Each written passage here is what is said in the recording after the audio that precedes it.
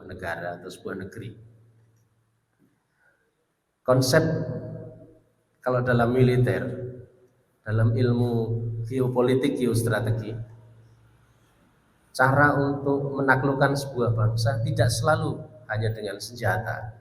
Antara tahun 1500 sampai pertengahan abad 20 sampai Perang Dunia II, ilmu untuk penjajahan atau ilmu untuk menaklukkan masih banyak dengan senjata. Tapi pasca Perang Dunia II, di masa Perang Dingin dan sampai sekarang, menaklukkan sebuah bangsa tidak harus dengan senjata dan peluru atau bom atom seperti yang terjadi di Hiroshima dan Nagasaki. Bisa saja dengan menginfiltrasi berbagai faham, berbagai ideologi, sehingga bangsa itu menjadi remuk dari dalam. Dalam konsep militer namanya adalah peperangan proksi.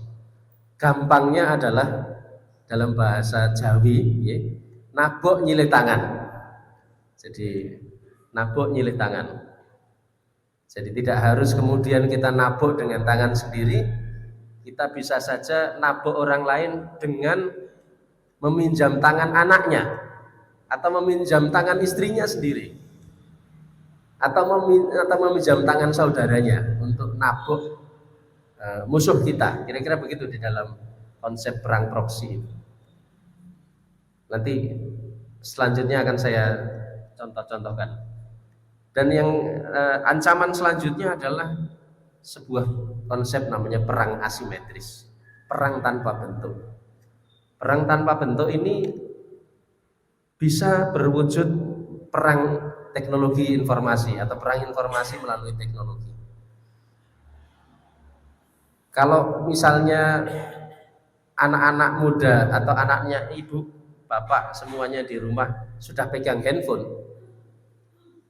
kira-kira ya, ibu khawatir nggak atau bapak khawatir nggak ketika seorang anak pegang handphone itu sebenarnya khawatir nggak? Saya aja, anak saya yang masih kecil mulai pengen pegang handphone, kita juga mulai resah, Pak. Pasti itu resah, karena tidak ada screening, tidak ada filter sama sekali dengan handphone. Seorang anak pegang handphone, kita betul-betul dikalahkan, Pak. Orang tua itu kalah. Seorang guru bisa jadi kalah, Pak.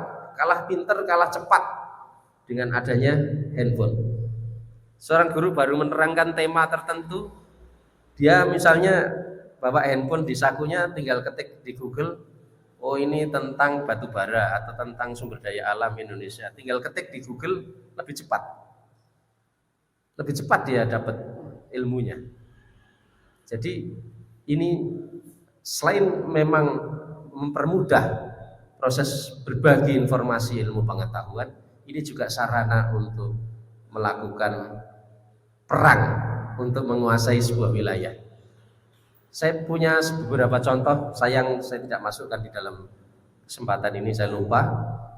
Ada beberapa kasus di wilayah Indonesia yang hanya gara-gara grup WhatsApp, terus grup Facebook dan sebagainya, hanya saling berbalas melalui medsos antara satu kelurahan dengan kelurahan lain, saling berkelahi dan saling membawa benda tajam. Dan itu di banyak tempat. Di Jawa Barat juga pernah, di Jakarta, di dekat tempat saya tinggal, Pak. Saya kebetulan tinggal mepet di Jakarta, dekat dengan Jakarta di Bekasi. Di wilayah Jakarta Pusat, namanya di daerah Minangkabau itu. Tidak satu antar kelurahan, Pak, antar kampung, Pak. Jadi hanya jalan sana, sebelah barat jalan sama timur jalan gitu ya. Nah itu yang namanya perkelahian itu bisa musiman, Pak. Setahun bisa 4 kali, bisa 5 kali, hanya gara-gara saling berbalas medsos. Dan itu rutin, Pak, di kampung Minangkabau, timur jalan sama barat jalan. Ada yang saling tusuk lah dan sebagainya. Dan itu sangat dimungkinkan dipercepat konflik-konflik itu melalui medsos maupun handphone. Contohnya banyak sekali. Dan bagaimana kalau yang memainkan itu bukan lagi antar warga, tetapi adalah kepentingan bangsa lain terhadap bangsa Indonesia. Misalnya dalam pilkada, karena daerah itu sangat punya sumber daya alam cukup banyak, ini saling berebut melalui calon, kepentingan asing masuk di situ dan akhirnya pakai handphone terjadi konflik, dibikin konflik.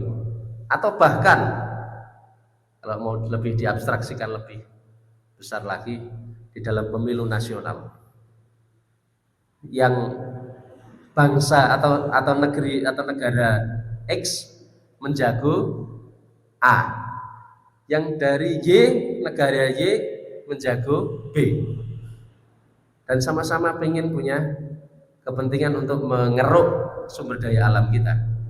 Tentunya tinggal disetel di medsos, maka akan terjadi konflik besar di dalam pemilu kita.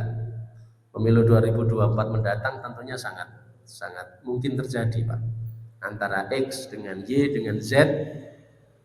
Di sini ada kepentingan negara A, negara B, negara C, semua titip kepentingan di berbagai calon. Tapi kita nggak usah ngomong pemilu, kita ngomong ini dulu ya, Pak. Selanjutnya,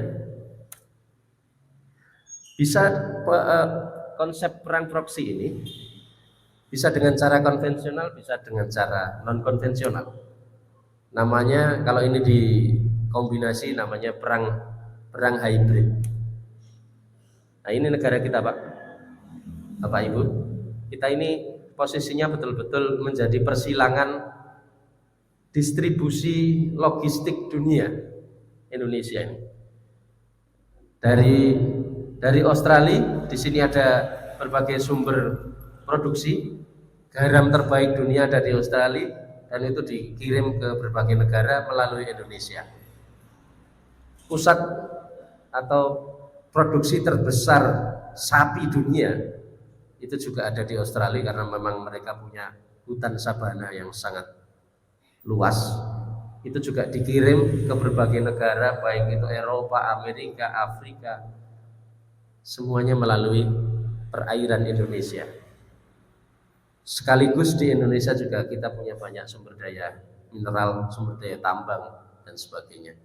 Mikroorganisme laut terbanyak, ikan dengan variasi nama-nama ikan terbanyak, hewan laut yang itu terbanyak ada di wilayah ekuator atau di wilayah Indonesia. Maka ini Indonesia akan menjadi rebutan, dan Indonesia akan menjadi kawasan masa depan dunia. Kalau terjadi krisis pangan dunia, semuanya berebut untuk menuju ke Indonesia. Indonesia akan menjadi tempat favorit untuk investasi. Kenapa kemudian Rempang menjadi cukup panas?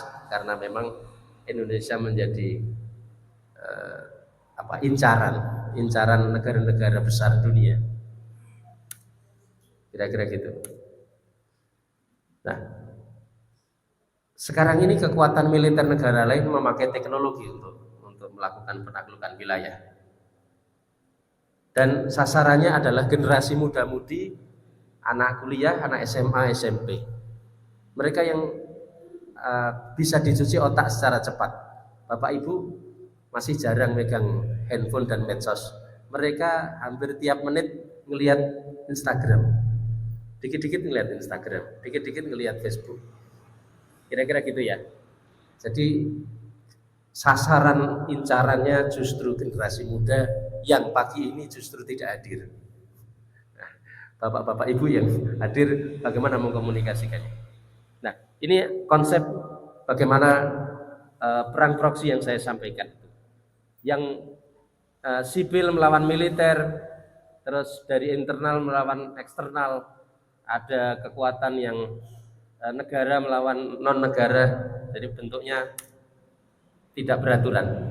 Sekarang ini ada dua kekuatan besar dunia. Dulu hanya ada Amerika dan Eropa yang menjadi kekuatan pengendali dunia. Sekarang ini ada Cina atau RRC.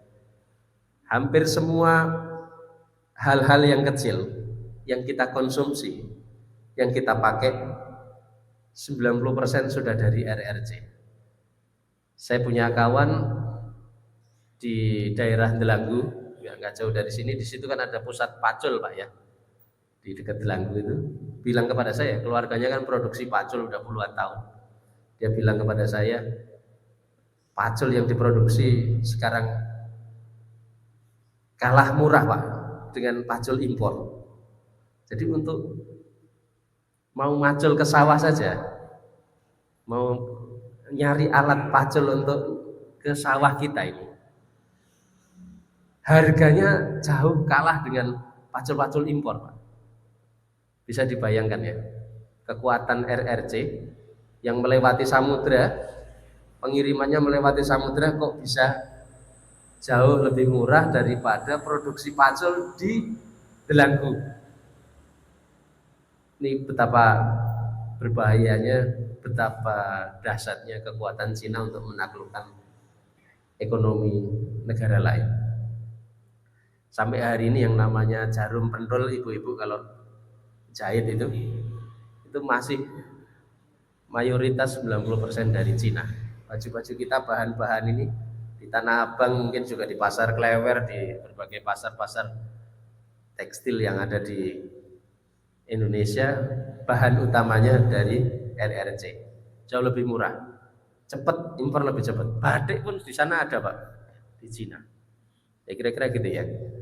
Kalau Amerika lebih banyak punya kekuatan untuk ekonomi besar, tambang dan sebagainya, Cina hal-hal kecil disikat semua Pak. Ini yang akan kita hadapi dan generasi anak cucu kita hadapi.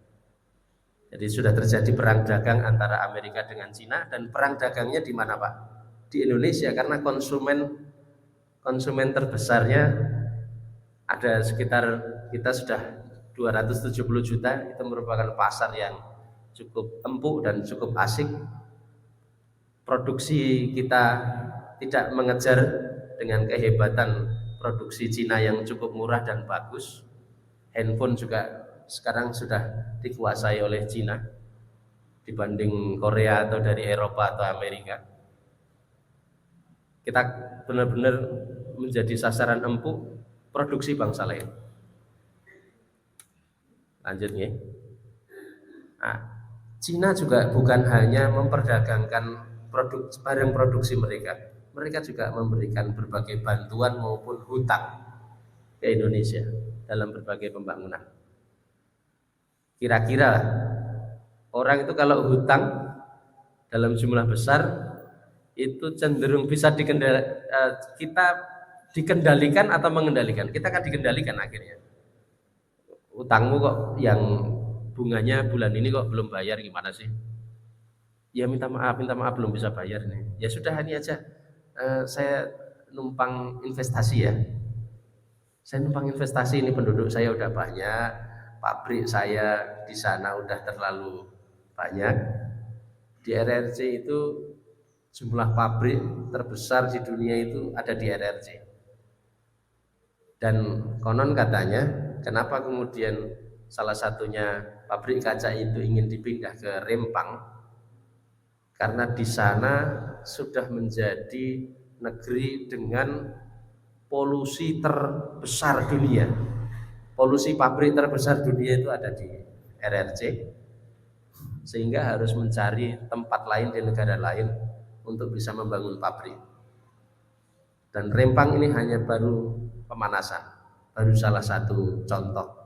Bisa juga perusahaan-perusahaan lain di Cina masuk lagi ke Indonesia. Apalagi kita sudah memang punya kesepakatan bilateral untuk membangun berbagai investasi pabrik dari RRC. Ini Indonesia sama sekali betul-betul lemah di dalam berbagai peta ekonomi politik dunia. Kita benar-benar akan menjadi sasaran generasi muda, kita akan mengalami krisis identitas. Misalnya generasi muda kita ini, anak-anak kita, anak didik kita ini lebih seneng nonton film Korea atau nonton pengajian Korea? Lebih seneng nonton film tentang Buya Hamka yang kemarin tayang di berbagai bioskop, atau nonton film Korea atau film Amerika? Pasti lebih seneng nonton film asing daripada nonton film biografi tentang Buya Hamka yang saat itu menjadi ulama besar yang mencanangkan tentang Majelis Ulama Indonesia. Nah, itu problem kita ke depan. Anak muda kita akan mengalami krisis identitas, krisis integritas, dan krisis kepedulian terhadap sesama. Nah, ini menjadi ancaman perbenturan budaya dan agama dari asing maupun dalam negeri. Nah, kita masuk kepada ideologi yang mengancam umat Islam. Saat ini saya memetakan ada dua ideologi dari bangsa lain. Tentu saja banyak ideologi lain, tapi setidaknya yang paling mengancam dua ideologi ini. Yang pertama adalah ideologi Palu Arit dari bangsa lain. Karena sampai hari ini 1,7 miliar penduduk RRC harus berideologi komunis.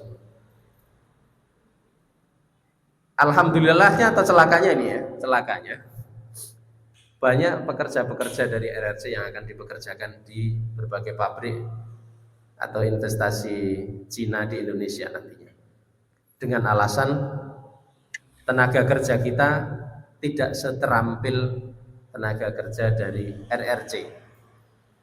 Mereka sangat terlatih.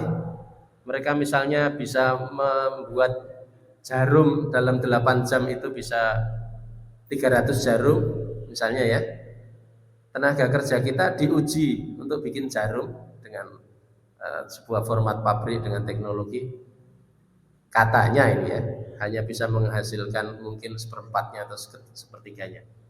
Tenaga kerja kita kalah kecepatan dan keterampilan dengan tenaga kerja di Cina. Itu yang sudah terjadi di Sulawesi, di berbagai pabrik nikel, di berbagai pabrik-pabrik Cina yang ada di Cikarang, di berbagai pabrik Cina mungkin di daerah Pantura Jawa Tengah nantinya, di Batang ini sudah banyak, di kawasan industri Batang yang saya tahu karena GM-nya juga masih satu alma mater dengan saya.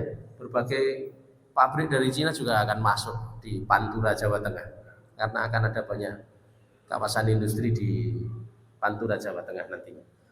Yang kedua, ideologi yang juga tidak kalah berbahaya yang namanya liberalisme. Ini identik dengan ideologi yang diusung oleh negara-negara Eropa maupun Amerika.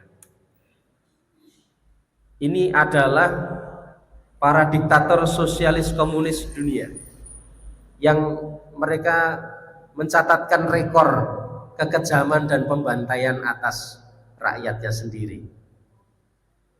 Yang pertama, peletak dasar negara komunis dunia yang mencatatkan rekor pertama kali pada tahun 1918 yang membantai rakyatnya sendiri selama sekian tahun.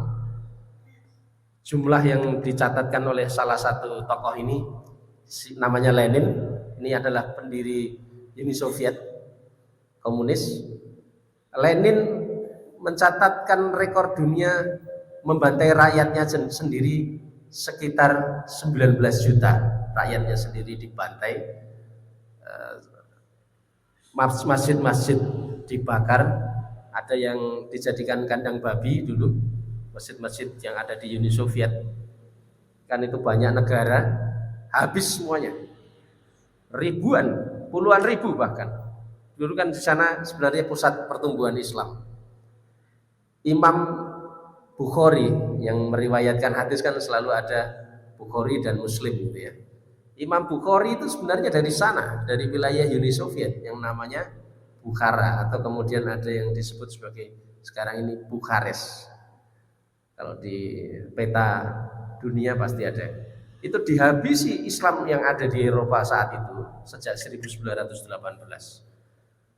Tetapi baru dan dia Lenin ini dia punya prinsip yang sangat kejam. Gurunya dia namanya Karl Marx. Karl Marx itu menyatakan di dalam manifesto komunis bahwa agama adalah candu bagi masyarakat dan Tuhan adalah substansi yang tidak masuk akal. Itu kata Karl Marx. Karl Marx ini gurunya Lenin. Dan Lenin juga punya prinsip untuk menegakkan komunisme di Uni Soviet. Dia bilang, di dalam perjuangan revolusi yang paling utama adalah membelah tengkorak. Bagi siapapun yang tidak mau menganut komunisme, tengkoraknya harus dibelah. Dan dia tidak peduli kalau misalnya 3/4 penduduk dunia ini habis, bagi dia tidak masalah. Yang penting 1/4-nya bisa menjadi komunis, dipaksa untuk menjadi komunis.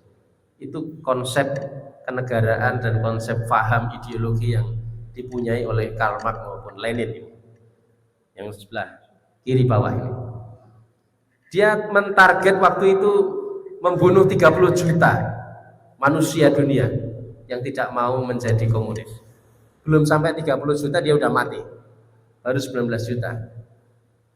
Celakanya disusul setelah dia mati, disusul sama adik kelasnya dia, namanya Stalin, yang ada di kiri atas. Target Lenin tercapai. Selama Stalin berkuasa di Uni Soviet, dia berhasil membunuh 40 juta rakyatnya sendiri yang menentang komunisme. Tapi Lenin sama Stalin ini masih kalah dengan juga adik kelasnya lagi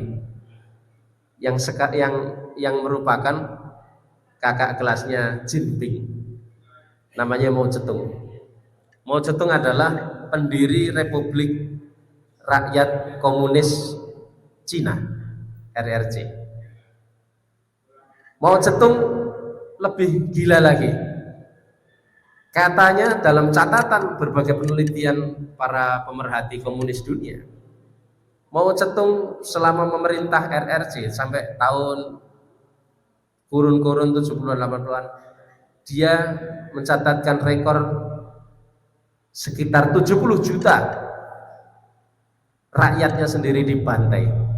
Yang tidak mau menurut dengan sistem komunis dibantai sampai 70 juta.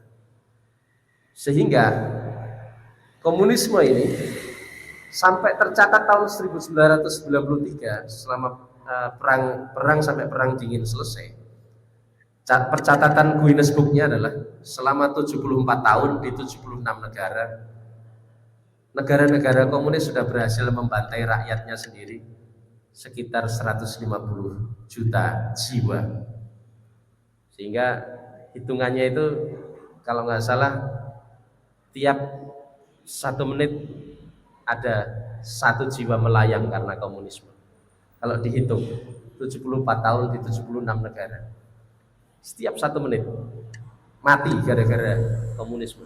Dan ini jauh lebih mengerikan daripada perang dunia, jauh lebih mengerikan daripada narkoba, jauh lebih mengerikan daripada virus AIDS, Ebola maupun Covid. Komunisme lebih membahayakan dalam catatan pembantaiannya. Hitler yang katanya sangat kejam hanya membunuh sekitar tidak lebih dari 3 juta jiwa. Yang menggiring rakyatnya yang beras Yahudi di kamar gas, ini ternyata tidak lebih dari 3 juta. Pol Pot yang juga membantai rakyatnya sendiri di Kamboja hanya sekitar 2,5 juta. Benito Mussolini yang terkenal dengan konsep genosidanya juga tidak terlalu signifikan angkanya, masih lebih dahsyat komunisme. Ini. Nah, apakah komunisme sudah mati saat ini? Memang di Indonesia PKI sudah dibubarkan pada tahun 66 melalui Super Semar. Pada 12 Maret 66 PKI dibubarkan, komunisme dilarang. Tetapi di berbagai negara lain dunia komunisme masih banyak yang tumbuh subur. Di Cina betul-betul masih paham komunis sampai saat ini. Diikuti oleh 1,7 miliar penduduknya. Semuanya harus berpaham komunis. Kalau nggak komunis pasti dihabisi oleh Jinping. Tetapi Jinping punya strategi yang jauh lebih cerdas dan lebih licik daripada Mao Zedong. Jinping ini, dia menciptakan sebuah komunis gaya baru abad 21. Konsepnya adalah, kalau dulu Marxisme, komunisme, Leninisme, sekarang dia membuat sebuah konsep namanya Marxisme revisionis. Marxisme dengan kombinasi. Kenapa? Bagaimana kombinasinya?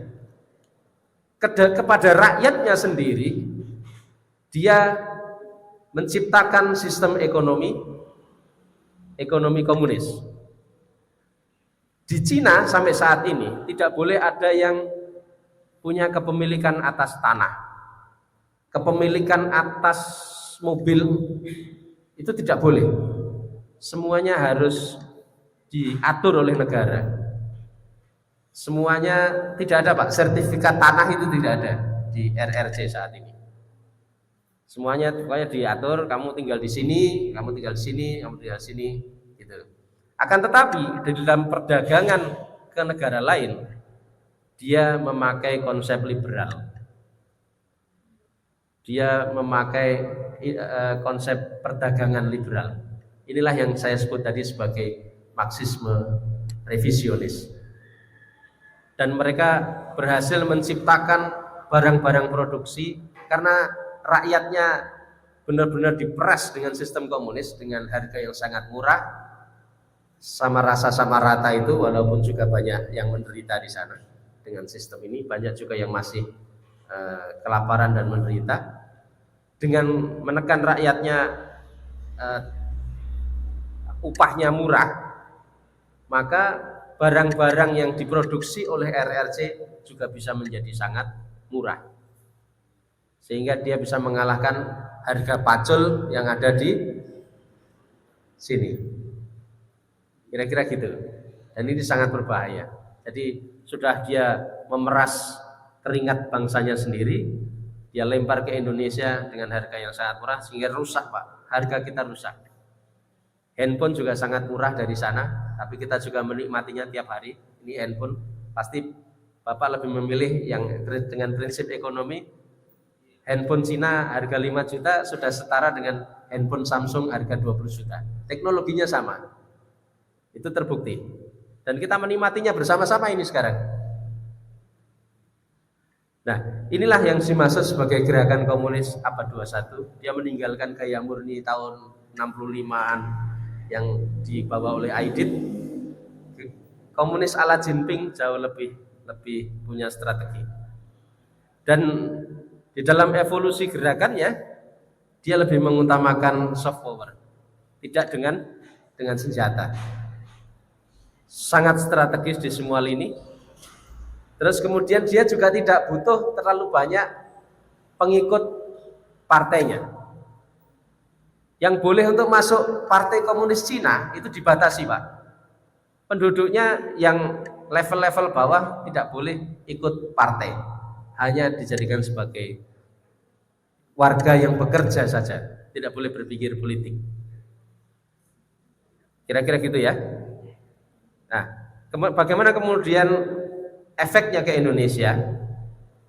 Tentu saja generasi muda kita menjadi sasaran dari infiltrasi paham komunis yang bisa masuk dari RRC, bisa dari Korea Utara, dari berbagai negara komunis dunia lain, masih ada di Amerika Latin, Kamboja juga masih ada banyak partai komunis, Cina-nya juga ada. Ini selanjutnya. Nah, ini perbedaan karakteristiknya. Dulu menuntut kesetaraan mutlak. Sekarang cukup dengan mengusung pluralisme dan keberagaman. Dulu negara harus menguasai alat produksi, sekarang negara membebaskan pasar meskipun masih ada kendali. Dulu banyak kekerasan dan pembunuhan, sekarang cukup melalui infiltrasi paham komunis di berbagai sendi kehidupan. Dulu partai buruh harus hadir. Sekarang partai boleh apa saja, yang penting kader-kader komunis ada di semua partai. Itu komunis gaya baru. Dulu bilang agama adalah candu, dan dulu mempertentangkan antara agama dengan ideologi komunis. Sekarang agama dianggap sebagai instrumen kelembagaan yang kemudian diperlemah. Jadi disusupkanlah ideologi komunis ini di berbagai komunitas agama dengan cara memperlemah komunitas tersebut terhadap agama. Selanjutnya, target komunis gaya baru adalah Indonesia tetap menjadi negara republik demokrasi, tetapi bernuansa komunis. Tidak harus dikatakan sebagai komunis, tetapi bernuansa komunis. Kita mungkin tidak perlu terasa bahwa ini negara komunis, tetapi sistemnya berbau komunis. Komunisme gaya baru akan selalu memecah belah bangsa lain. Kemudian yang kedua, yang penting partai buruh eksis, tidak perlu kemudian menguasai parlemen. Di pemilu 2024 ada partai buruh nggak kira-kira? Ada. Ya, sudah. Bapak jawab sendiri ya. Ada gitu ya. Terus yang penting mereka menyusup ke semua lini, menyusup ke semua lini pemerintahan, semua partai disusupi oleh kader-kader komunis. Kalau bisa pemimpinnya bisa pro dengan komunis. Kalau bisa partainya bekerja sama dengan Partai Komunis Cina. Kira-kira gitu ya. Dan pelan-pelan menghapus regulasi anti komunis. Dulu kalau mau jadi caleg, kalau dia masih berbau keluarga PKI atau tidak bersih lingkungan, dulu ada screeningnya. Sekarang itu sudah dihapus aturan itu. Kira-kira gitu ya. Dan berbagai wacana untuk membubarkan TAP MPRS nomor 25 tahun 66 yang melarang tentang PKI dan juga ideologi komunis terus digulirkan. Itu harus dihapus TAP MPRS. Itu begitu mereka. Tujuannya nanti Indonesia menjadi berhaluan komunis. Ini propagandanya. Di berbagai toko buku dan juga di berbagai toko buku online, anak didik kita, anak cucu kita akan secara mudah mendapatkan buku-buku yang berbau komunis. Ini salah satunya. Ada buku seorang mastermind-nya komunis Indonesia, sebenarnya adalah Nyoto namanya. Nyoto ini yang paling jenius di dalam PKI, dan dia membentuk buku, memproduksi buku tentang Marxisme, dan ini bisa kita akses di berbagai toko buku kita, di Gramedia dan sebagainya, tanpa ada larangan sekarang ini. Itu dulu dilarang, sekarang tidak. Maaf. Nah, selain buku juga diproduksi film-film atau film-film dokumenter di YouTube dan di berbagai sarana medsos. Film-film yang membela PKI atau komunisme. Salah satunya diproduksi oleh keturunan Yahudi pembela komunis namanya Joshua Oppenheimer. Dia membuat film yang dikelilingkan ke berbagai kampus dengan judul The Act of Killing atau Jagal. Ini dimulai tahun 2012. Dia membuat film yang kedua lagi, namanya The Look of Silence atau Senyap. Sempat dikelilingkan ke berbagai kota dan kampus film Senyap ini. Waktu itu gempar tahun 2015. Intinya dia mengkampanyekan bahwa PKI atau keluarga PKI tidak bersalah, dan justru yang bersalah adalah TNI dan umat Islam saat itu yang memerangi para komunis. Ini bentuk-bentuk serangan dari komunis gaya baru seperti itu. Padahal dulu ini kita tahu kekejaman PKI sejak tahun 45 sampai 68, mereka juga mencatatkan rekor yang tidak sedikit di Indonesia. Berbagai ulama dan sebagainya dibunuh. Dan saya bikin rangkuman kisahnya di dalam buku saya yang berjudul Banjir Darah ini. Ini foto tentang pengangkatan jenazah pahlawan revolusi tanggal 4 Oktober. Ini pembantaian ulama di Madiun dan sekitarnya dulu. Ini kisah-kisah di Madiun. Fotonya seperti ini dulu. Nah, ini salah satu bentuk propaganda komunis gaya baru. Ini tetangga Bapak Ibu, Dr. Ripka Ciptaning, dulu besar di Solo, terus kemudian ke Jakarta. Dia bikin buku namanya Aku Bangga Jadi Anak PKI. Dia bikin buku lagi, Anak PKI Masuk Parlemen. Artinya targetnya berhasil untuk menghapus aturan mengenai bahaya komunis dan dia bisa menguasai parlemen dan sempat kemarin menjadi ketua fraksi untuk Komisi 9 yang menangani tentang kesehatan dan sebagainya. Ini juga ketua PRD tahun 90-an, dia bikin buku dijual bebas. Dan tanda-tanda kebangkitan komunis gaya baru bisa kita lihat. Ada banyak kaos diproduksi dan diamankan oleh TNI ini, kaos-kaos berlogo Parwarit. Ini di Magelang. Ini Putri Indonesia. Salah satu Putri Indonesia tahun 2017. Dia memakai kaos Parwarit kemana-mana. Ini di Solo Tigo. Ini festival namanya Festival Belok Kiri di Solo Tigo. Ini di medsos. Seorang anak muda mempublish di medsosnya tentang gambar Parwarit di belakangnya dan dia bilang kita masih ada. Ini salah satu tanda kebangkitan komunis gaya baru. Pak Gatot sudah memberikan lampu kuning kepada kita. Ini sebelah kanan atas namanya Dadang Kristanto, seorang seniman.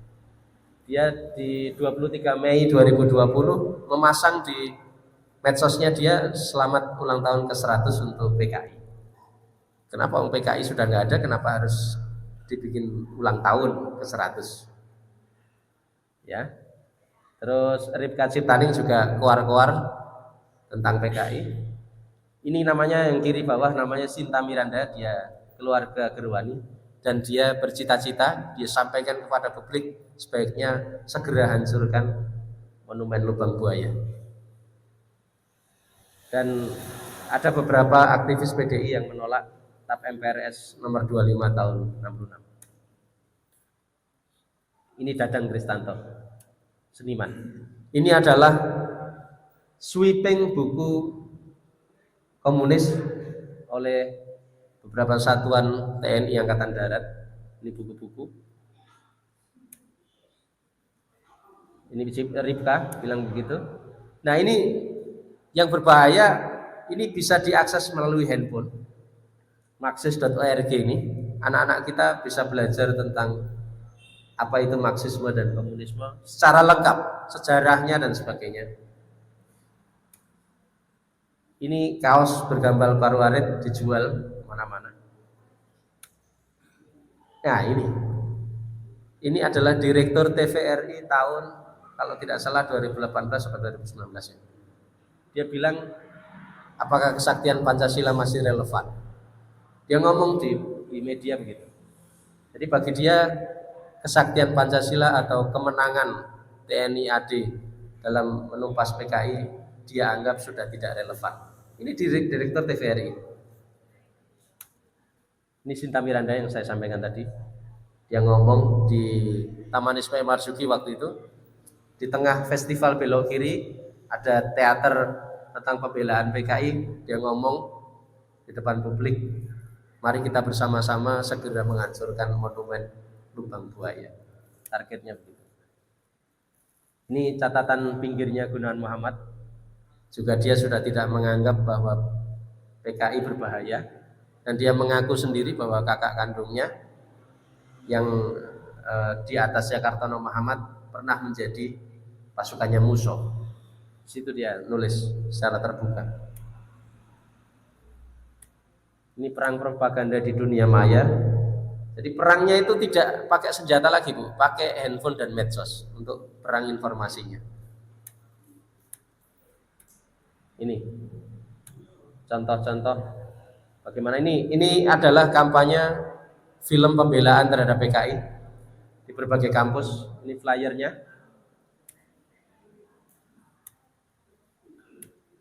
Ini buku-buku dan nah, ini ada sebuah konsep PKI gaya baru. Jadi ada palu, ada arit, tapi dibingkai oleh padi dan kapas. Ini dilakukan di berbagai medsos. Dan waktu itu sempat ditemukan oleh TNI, ada kongres, ada sekelompok orang yang bikin kongres PKI gaya baru di Magelang. Ada visi misinya ditemukan di situ. Hasil Kongres Nasional ke-10. Nah, ini buku-buku yang bisa diakses oleh generasi muda di berbagai toko buku. Dijual bebas. Jadi sangat mungkin anak-anak muda kita terpesona dengan komunisme, itu sangat mungkin. Saya yang sudah agak setengah tua pun ketika di kampus, teman-teman saya, kakak-kakak kelas saya yang notabene dulunya adalah santri pesantren, lulusan Gontor, bahkan banyak yang justru akhirnya lebih terpesona dengan komunisme dibanding Islam itu sendiri. Banyak yang kemudian menjadi ateis setelah belajar tentang filsafatnya Karl Marx, tentang buku Das Kapital, buku tentang manifesto komunis di kampus dia pelajari, dan akhirnya dia sekarang lebih banyak menjadi ateis dan dia meninggalkan Islam. Padahal dia dulu disekolahkan oleh orang tuanya di sekolah agama, bahkan di Gontor. Dan ini tidak sedikit, di berbagai kampus banyak.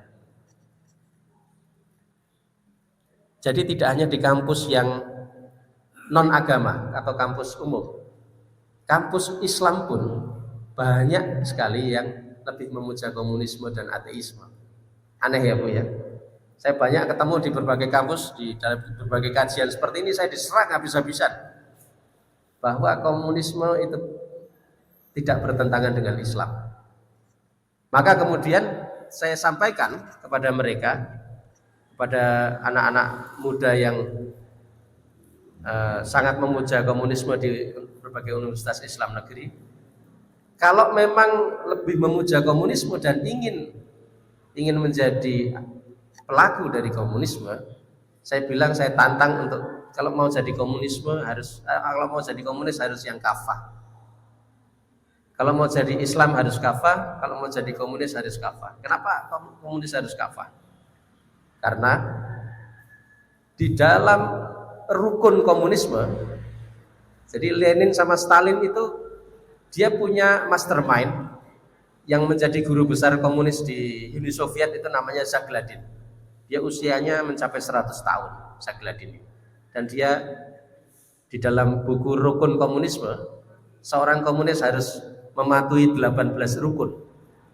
18 rukun itu apa? Ya, berbohong, memperkosa, memutarbalikkan fakta, terus kemudian memalsukan data, dan sebagainya, membunuh, harus berani membunuh, harus berani membantai. Itu yang harus dilakukan oleh seorang anggota komunis. Maka tidak heran ketika ketua PKI pertama setelah 45, namanya Tan Malaka. Tan Malaka ini orang Padang, dia sejak kecil belajar agama dan konon katanya banyak mempelajari Al-Quran, banyak hafal tentang Al-Quran. Masuk belajar komunisme, masuk PKI tahun 1926, dia jadi buron Interpol Belanda maupun dunia, lari ke Soviet dan Cina, dan di sana dia belajar lebih mendalam tentang komunisme dari Lenin maupun Stalin, dan di sana dia dididik untuk menjadi komunis yang kafah. Endingnya apa? Ketika pulang ke Indonesia tahun 1945, pada Oktober 1945 dia deklarasi tentang PKI, berdirinya PKI, dan dia membuat di seluruh provinsi di Indonesia namanya Gerakan Anti Suap Raja. Apa target Gerakan Anti Suap Raja? Bagi para suap raja yang tidak mau dengan ideologi komunis harus dibunuh dan dibantai. Di Jawa Tengah ada 7 bupati yang tidak mau tunduk dengan gerakannya Tan Malaka, dibunuh oleh pasukannya Tan Malaka.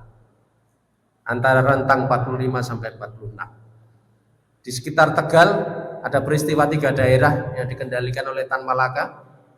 Ini saya tulis di dalam buku saya. Seluruh camat dan lurah dan bupati yang tidak mau menganut komunisme disiksa dan dibantai dengan cara yang sangat keji. Yang paling mengerikan, kadernya Tan Malaka namanya Kutil, julukannya namanya Kutil di Tegal. Dia mendeklarasikan Republik Komunis Talang di Tegal. Ada salah satu camat di Adiwerna yang tidak mau menganut komunisme, dipenggal kepalanya diarak keliling Tegal. Kepalanya diarak keliling Tegal. Camat Adiwerna. Adiknya Raden Ajeng Kartini, namanya Raden Ajeng Kartina, yang merupakan istri dari Bupati Tegal, sama si Kutil ini, muridnya Tan Malaka, ditelanjangi, dimasukkan goni, dan kemudian diseret keliling Tegal juga, Raden Ajeng Kartina. Tan Malaka mengaplikasikan ajaran yang disampaikan oleh Zagladin itu. Padahal dulunya dia seorang anak dari keluarga muslim di Padang.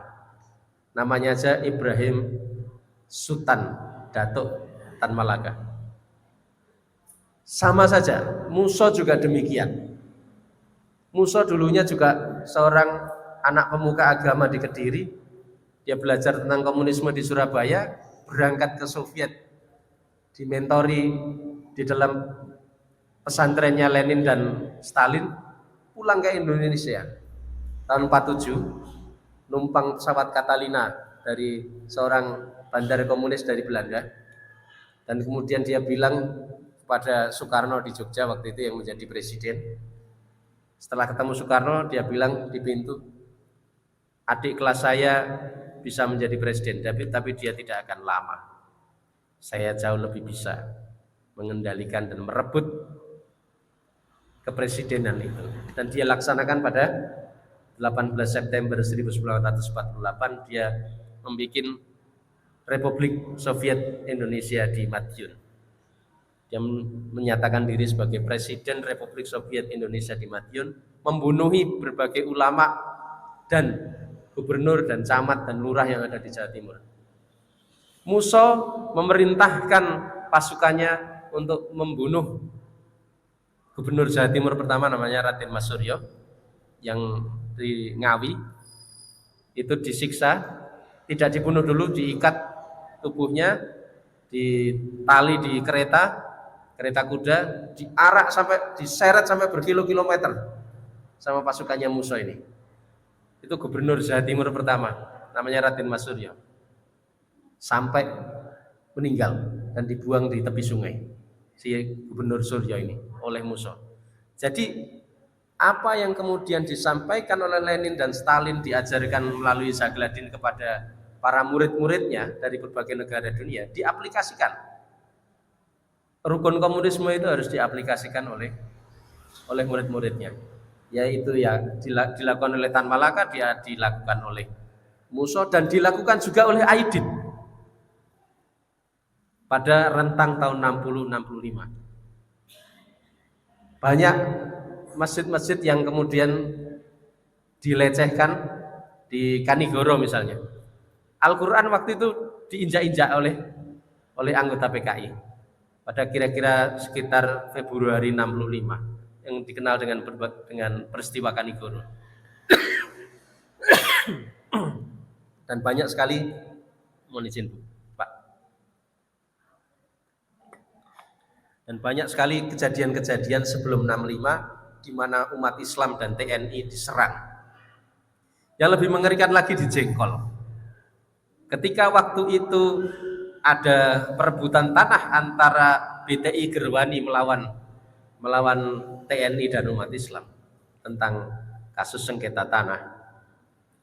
Karena di dalam konsep komunisme kepemilikan tanah kan tidak ada, sehingga tanah-tanah para tuan tanah yang punya lahan-lahan luas boleh direbut. Di Kediri, di Jengkol, tentara diserang oleh Gerwani. Cara nyerang tentara gimana? Mereka nyerang tentara sembari bertelanjang busana. Ya tentaranya mau nembak kan sambil begini, Pak. Itu cara-cara Gerwani begitu, menghalalkan berbagai cara untuk merebut tanah. Ini kira-kira gitu bahaya komunisme yang sudah kita alami di masa lalu. Nah, ini buku-buku ini terus beredar di berbagai toko buku di berbagai provinsi di Indonesia. Nah, ini yang lebih parah lagi. Di Jakarta pernah terbit sebuah buku pendidikan karakter. Ini tersebar di para siswa, bukan tidak mungkin di daerah lain juga bisa tersebar. Ini di dalam buku itu disebut ada kalimat begini: semua kejadian di alam hanyalah mekanisme alam biasa atau peristiwa natural dan manusia dapat turut campur di dalamnya. Hal ini membuktikan tidak ada campur tangan Tuhan. Ini buku pegangan bagi siswa, isinya kayak gini. Ini jadi kasus di Jakarta. Ini kira-kira propaganda komunis gaya baru ya. Nah ini juga, ini di buku yang chapter agama. Agama adalah ekspresi keputusasaan jiwa manusia. Kira-kira gitu ya. Ini konseptornya ini sudah pasti dari KGB. Nah ini. Menghadapi kerasnya kehidupan dan Tuhan, dan dia menyatakan bahwa agama adalah akibat ketertekanan jiwa manusia. Jadi agama itu muncul karena akibat ketertekanan jiwa. Ini di dalam buku pegangan siswa bisa seperti ini, gimana coba? Kejadian nyata ini. Ini stiker-stiker banyak ditempel di mana-mana, logonya Palu Arit. Ini disebar kemana-mana. Yang lebih celaka lagi, komik-komik yang buku-buku komik terbit dan dijual di berbagai toko buku, isinya membela PKI, membela komunisme. Ada beberapa penerbit yang memproduksi ini, penerbit-penerbit berhaluan kiri, ada di Bandung, ada di Jogja, macam-macam Pak. Ini kita temukan. Ini bagaimana mereka intens di berbagai medsos kampanye tentang logo PKI. Ini di medsos ini terbuka di medsos. Segera hidupkan PKI dan wujudkan Masako. Ini juga. Nih, share the love. Nih, komunis akan tetap hidup dengan bentuk dan wajah baru untuk memperjuangkan hak-hak kaum kiri. Ada di medsos, ada yang bersuara seperti ini. Nah, apa yang kita hadapi sekarang? Tadi saya bilang bahwa rukun komunisme itu adalah pemutarbalikan fakta, salah satu rukun komunisme. Dan mohon maaf, saat ini kita harus menghadapi sebuah wacana dari negara, karena ini atas desakan dari Komnas HAM, sehingga Presiden mengeluarkan Kepres nomor 17 tahun 2022. Jadi Komnas HAM menyampaikan bahwa pada tahun 65 terjadi pelanggaran HAM berat kepada PKI dan simpatisannya. Padahal PKI melakukan penyerangan lebih dulu pada umat Islam dan TNI. Nah, kalau kemudian yang bersalah adalah non-PKI dan PKI justru dianggap tidak bersalah, apakah ini tidak sebuah pemutarbalikan fakta? Sekarang ini keluarga PKI dianggap sebagai korban. Ini Pak As'ad Said Ali sebagai anggota tim PPHAM, dulu mantan wakil kepala BIN, justru menyatakan rekonsiliasi kultural sebenarnya sudah terjadi setelah peristiwa 65. Bahkan sejak 48, ini ceritanya Soekarno mengundang berbagai ulama dan dia minta apa yang sebaiknya kita lakukan agar tidak terus-menerus konflik. Akhirnya diusulkan oleh beberapa ulama konsep yang namanya saling memaafkan di Hari Raya Idul Fitri yang sekarang kita kenal sebagai Lebaran. Jadi Lebaran ini memang murni adalah kearifan lokal bangsa kita, namanya Lebaran.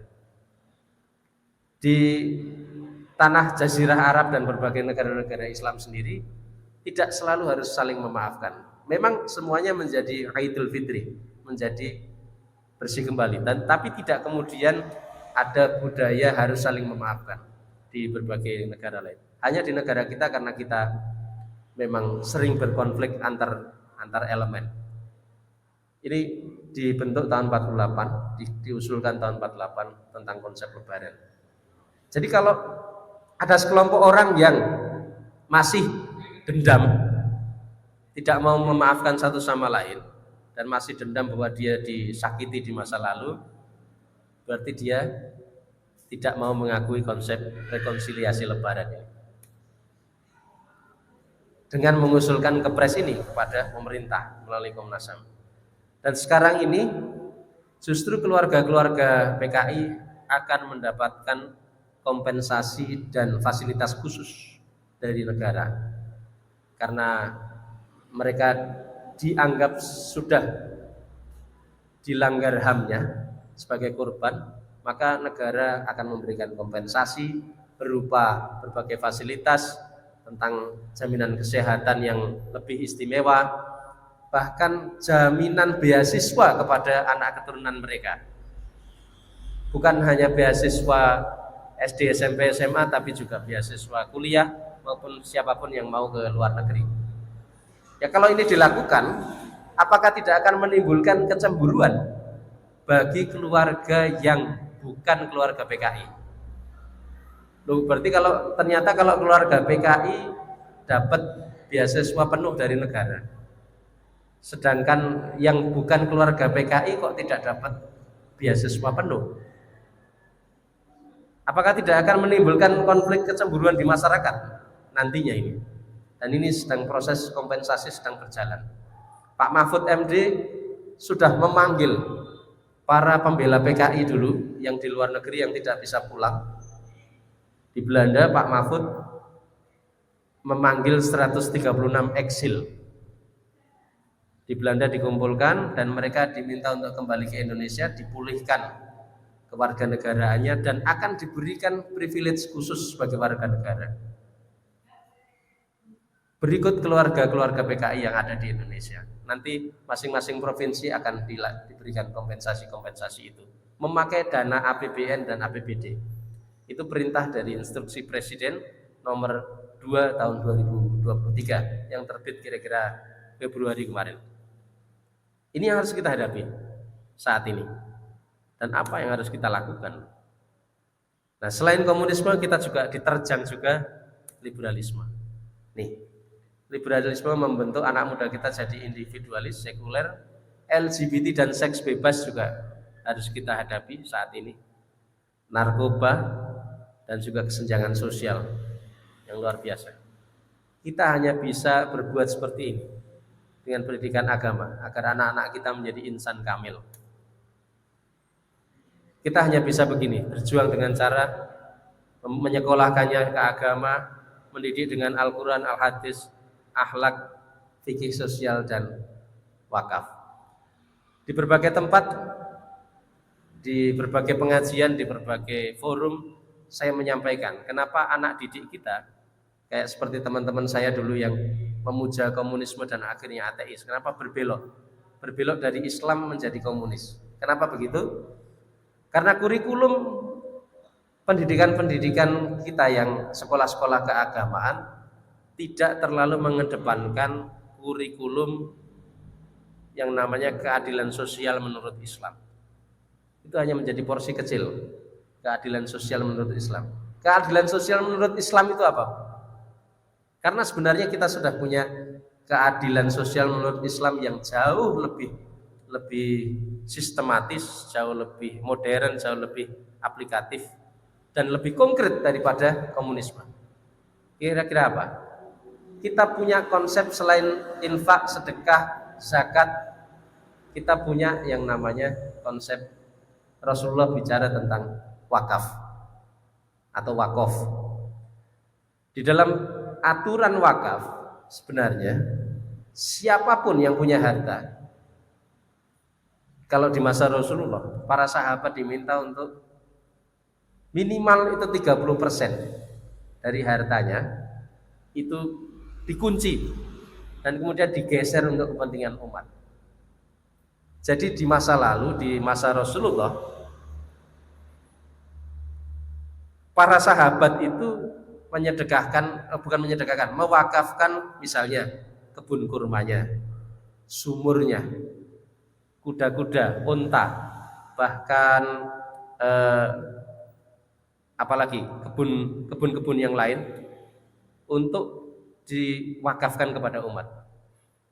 Kenapa kemudian di Makkah Madinah kalau kita umroh dan haji, kurma-kurma itu bisa gratis kita nikmati? Itu karena banyak sekali wakaf kebun kurma maupun kebun-kebun yang lain di sana. Itu terjadi di sana. Tapi kenapa kita tidak menyentuh hal ini? Kenapa kita tidak mewakafkan sawah kita? Misalnya di Solo punya sawah di Ndelanggu 20 hektar. Kenapa tidak mewakafkan 30% dari 20 hektar, misalnya 6 hektar? Ada yang punya 3 hektar, kenapa tidak diwakafkan 1 hektar? Kalau itu kita lakukan, maka tidak ada orang kelaparan, tidak ada orang yang, tidak ada anak-anak yang putus sekolah, tidak ada mereka yang sakit tidak bisa bayar rumah sakit. Dengan konsep wakaf atau keadilan sosial menurut Islam yang disampaikan oleh Rasulullah dan para sahabat. Ini yang menjadi otokritik kita. Kajian tentang tauhid, kajian tentang fikih, kajian tentang berbagai kajian tentang sejarah Islam dan sebagainya begitu gencar dilakukan. Begitu gencar kita lakukan di masjid maupun sekolah-sekolah agama, pesantren dan sebagainya. Tapi kajian tentang keadilan sosial menurut Islam masih minim kita lakukan. Masih sangat minim. Sehingga generasi muda kita jauh lebih terpesona dengan komunisme daripada konsep wakaf. Kalau anak-anak muda di pesantren, di sekolah agama, paham tentang wakaf, implementasinya bagaimana, dan semuanya kita mengimplementasikan di dalam kehidupan sosial kita, nggak ada yang terpesona Pak dengan komunisme. Dulu Rasulullah menantang para sahabat. Saya sudah menyedekahkan seluruh harta saya, pikiran saya, tenaga saya, sehingga saya cukup jadi penunggu masjid. Rasulullah kan marbot. Di kehidupan akhirnya beliau hanya seorang marbot. Dia pemimpin agama sekaligus pemimpin negara, tetapi kehidupannya mirip marbot. Dia hanya tinggal 3, sekian meter kali 3, sekian meter di samping Masjid Nabawi. Kira-kira kan begitu. Bersama Aisyah waktu itu. Dia pemimpin negara tapi seperti kaipang. Karena memang dia ingin menjadi pemimpin yang fakir dan miskin. Dan dia menyampaikan kepada para sahabat, kapan kalian akan kalian akan mengorbankan harta kalian untuk kepentingan umat? Akhirnya Utsman, Umar menyedekahkan separuh dari hartanya yang sekarang masih kita nikmati di Makkah maupun Madinah. Jadi ada kebun kurma, ada sumur dan sebagainya, itu sumur-sumur gratis itu adalah wakaf dari para sahabat. Sekarang masih bisa kita nikmati Pak. Tapi Umar sama Utsman masih kalah Pak dengan sahabat Rasulullah yang jauh lebih duluan dan imannya lebih tebal. Namanya Abu Bakar. Abu Bakar bilang kepada Rasulullah, saya menyedekahkan seluruh harta saya yang ada, saya sedekahkan, saya wakafkan untuk umat. Maaf, saya wakafkan untuk umat. Saya hanya perlu Allah dan Rasulnya, Quran dan hadis, cukup itu. yang dipegang oleh seorang Abu Bakar. Artinya, apa yang dilakukan oleh Abu Bakar pada abad ke-7 jauh lebih duluan daripada kampanye seorang tukang tipu namanya Karl Marx dan Engels dan Lenin, Stalin, Mao Zedong, Jinping dan sebagainya. Jadi pada tahun 65 awal ada seorang sesepuh PKI perempuan, pendiri Gerwani, itu sepanjang rentang tahun 64 dia studi banding ke berbagai negara komunis dunia, dibiayai oleh Soekarno, biayai oleh negara. Dia disuruh studi banding semua negara komunis dunia, termasuk RRC, Soviet dan sebagainya. Pulang-pulang dari studi banding ke lebih dari 30 negara, Januari tahun 65 dia justru keluar dari PKI dan bikin konferensi pers. Dia ngomong ke media massa, saya keluar dari PKI karena di dalam berbagai penelitian saya, seluruh negara komunis dunia bicara tentang konsep sama rata, keadilan sosial, tapi prakteknya seluruh pemimpin negara-negara komunis itu hidup mewah, foya-foya, rakyatnya menderita, mati kelaparan. Prakteknya begitu. Korea Utara kita mungkin mendengar beberapa kisah. Mungkin juga di RRC sekarang ditutup-tutupi. Prakteknya banyak rakyatnya yang kelaparan. Akhirnya namanya siapa pendiri Gerwani ini? Namanya S.K. Trimurti. Dia adalah istri dari Sayuti Melik yang ngetik naskah proklamasi itu. Bu S.K. Trimurti ini sesepuh Dewan Pembina kalau di PKI waktu itu tahun 65. Ketika Putri konferensi pers, Aidit kebakaran jenggot, lari dia ke rumah Putri. Jarak antara kantornya PKI sama rumah Putri hanya beberapa puluh meter aja. Lari dia ke tempat Putri, Putri jangan keluar dulu dari PKI Putri. Kita ini sudah mau punya gawe besar 8 bulan lagi. Aidit sudah bilang begitu. Jadi dia akan melakukan satu gawe besar bulan September tahun 65. Dan di dalam bukunya Tao Mozo, seorang peneliti dari Singapura, seorang beras Chinese juga, meneliti tentang file-filenya RRC tahun awal-awal 65. Waktu itu Aidit sudah dipesan oleh Mao Zedong agar melakukan serangan pendadakan di bulan September.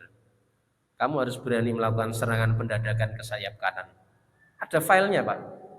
Jadi Aidit melakukan kudeta G30 SPKI betul-betul disetir oleh seorang Mao Zedong, membuat kekacauan. Itu tadi saya bilang tentang proxy war kan, nabok nyilih tangan. RRC waktu itu juga memberikan berbagai bantuan ke Indonesia melalui Aidit. Kenapa pilihannya ke Aidit? Dia jadikan Aidit sebagai ketua PKI karena mertuanya Aidit, jadi istrinya Aidit ini punya mertua, lari ke RRC bersama Aidit tahun 1948 itu. Di sana mertuanya tidak pulang dan menjadi Politbiro PKC, Partai Komunis Cina. Jadi mertuanya Aidit itu adalah sahabat Mao Zedong, sehingga Aidit tentu saja membesarkan partai tidak serta-merta hanya dengan modal ideologi. Dia juga membawa berbagai bantuan dari RRC, berbagai program dan sebagainya. Nah, kira-kira begitu. Ini kalau saya teruskan nanti jadi panjang. Nggak selesai-selesai, sudah menuju 6:30. Nah, apa yang bisa kita lakukan? Ini ya kita sebagai orang tua harus peka dan kritis kalau anak-anak kita masuk ke berbagai media sosial. Kita tetap harus berjuang menanamkan nilai-nilai agama pada anak-anak kita. Kalau bisa ya di sini kita batasi anak-anak kita lebih banyak mengupas agama daripada yang lain, meningkatkan iman dan takwa dan sebagainya. Nah, kesimpulannya, ancaman terhadap akidah umat ini yang paling signifikan masih merupakan bahaya laten komunis dan sekarang berubah bentuk menjadi komunis gaya baru dan liberalisme. Sasaran utama dari komunis gaya baru yang sedang diterapkan RRC ini itu ya generasi muda melalui medsos. Pendidikan sekolah dan universitas justru menjadi sarana atau tempat yang sangat memungkinkan untuk infiltrasi paham komunis melalui medsos juga. Yang kita harus hadapi seperti itu sebagai umat Islam. Ya semoga anak cucu kita terhindar dari berbagai infiltrasi faham yang sangat kejam dan zalim ini. Kira-kira begitu sebagai pengantar, semoga tidak terlalu panjang dan kita masih harus menghadapi Inpres nomor 2 tahun 2023 tersebut. Itu di depan mata. Mungkin begitu. Kalau banyak salah tentu saja itu datangnya dari saya pribadi, dan kalau ada banyak kebenaran pasti datangnya dari Allah.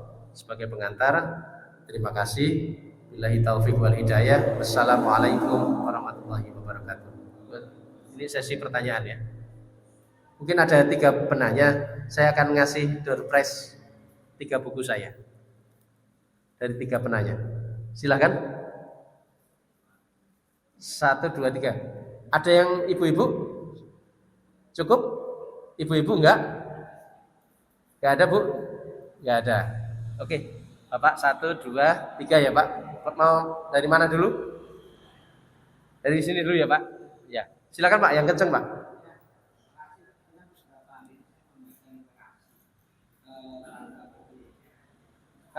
Agak kenceng Pak ya.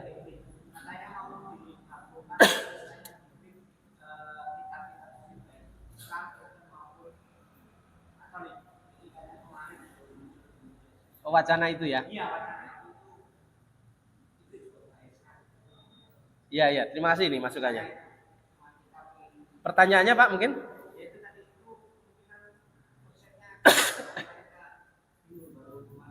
Ya itu bagian dari konsep KGB dan liberalisme itu. Silakan Pak. Karena udah terlalu siang, banyak yang harus ada kepentingan lain. Oke, saya jawab, memang itu bagian dari kampanye KGB dan liberalisme, implementasinya seperti itu Pak. Jadi dianggap semua agama bisa dicampur-campur dalam satu wadah, kira-kira kan gitu ya. Ya kira-kira gitu Pak, memang salah satu aplikasinya. Saya jawab langsung ya Pak. Ya makanya ini mungkin perlu saya juga mempelajari juga untuk mengikuti ini. Terima kasih informasinya Pak. Lanjut ya Pak. Dengan Pak siapa? Atiano, monggo Pak. Dengan kondisi yang sekarang ini. Ya. Ya. Dengan mungkin para penuntut moral termasuk yang Jakarta 127 bagaimana cara kita memperbaiki anak-anak kita supaya tidak sampai itu fokus itu.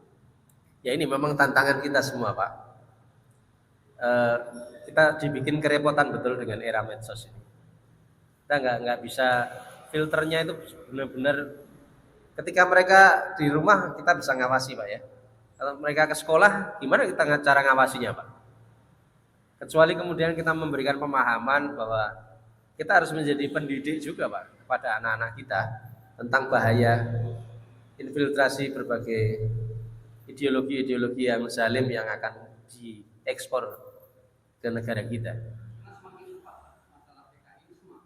di medsos ya.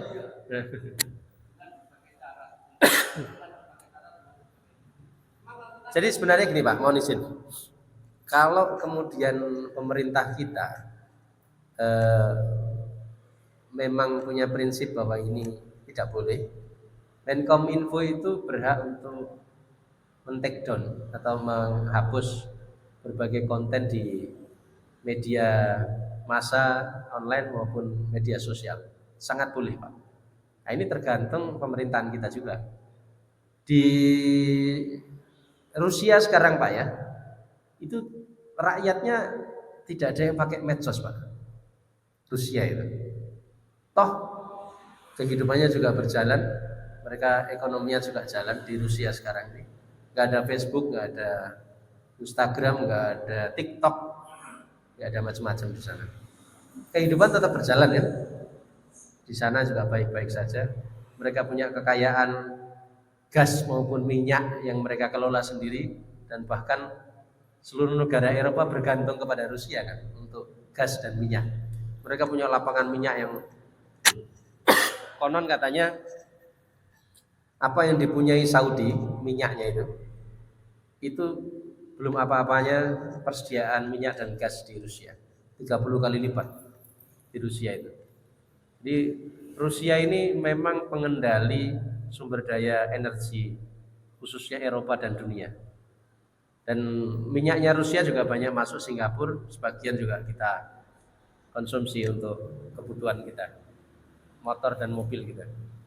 Kira-kira itu Pak ya. Jadi memang yang penting negaranya gimana sikapnya. Kalau negaranya juga bebas-bebasan ya kita hancur juga Pak kita. Kurang lebih begitu Pak ya. Solusinya negara harus tampil sebagai filter atau screening. Mungkin itu terakhir ya Pak. Sudah siang. Pak siapa?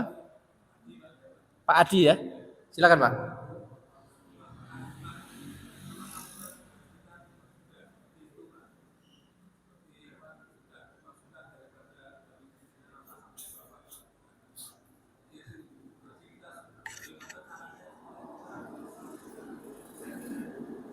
Yang gini Pak, negara itu kan pemegang mandat dari suara rakyat, pemegang mandat dari kedaulatan rakyat. Jadi sebenarnya pemerintah itu kan adalah tenaga outsourcingnya rakyat Pak. Pemerintah itu kan outsourcing 5 tahunan. Menteri itu kan outsourcing Pak, cuma kontraknya 5 tahun. Ya harusnya rakyat boleh Pak mengkoreksi negara itu boleh. Kalau ada apa-apa dan sebagainya boleh. Ada mekanismenya, ada tata caranya.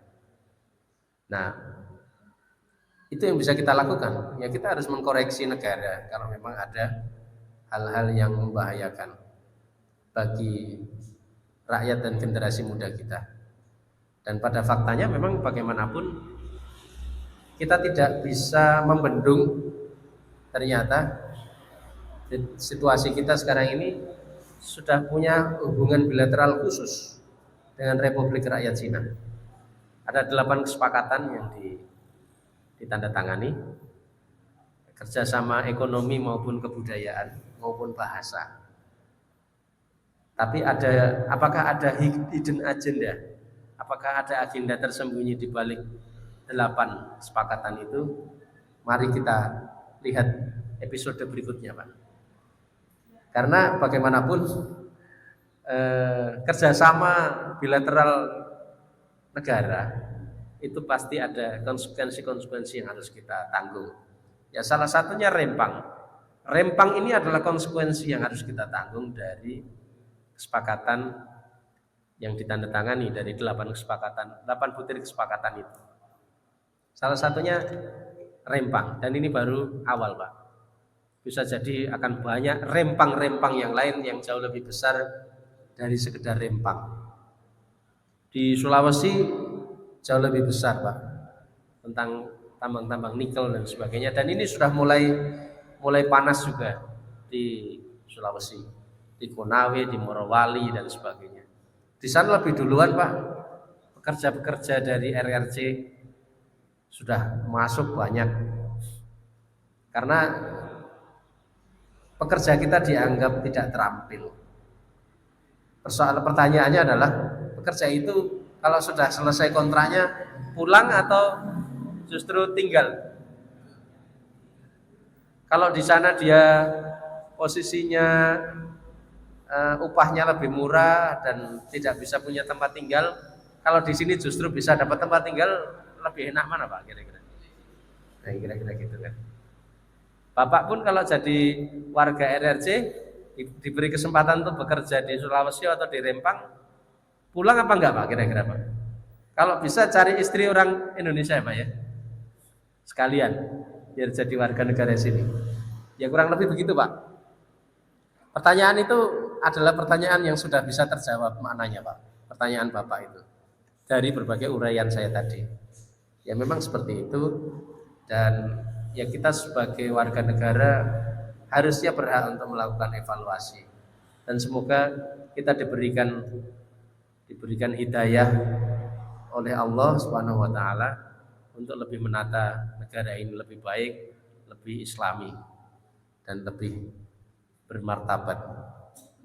Kira-kira begitu ya Pak ya? Cukup ya Pak? Ini saya mau ngasih door prize sebelum penutupan. Tapi saya tutup aja dulu. Mungkin saya dalam hal ini mungkin juga banyak salah yang saya sampaikan. Saya mohon maaf kalau misalnya ada banyak yang menyinggung paparan saya.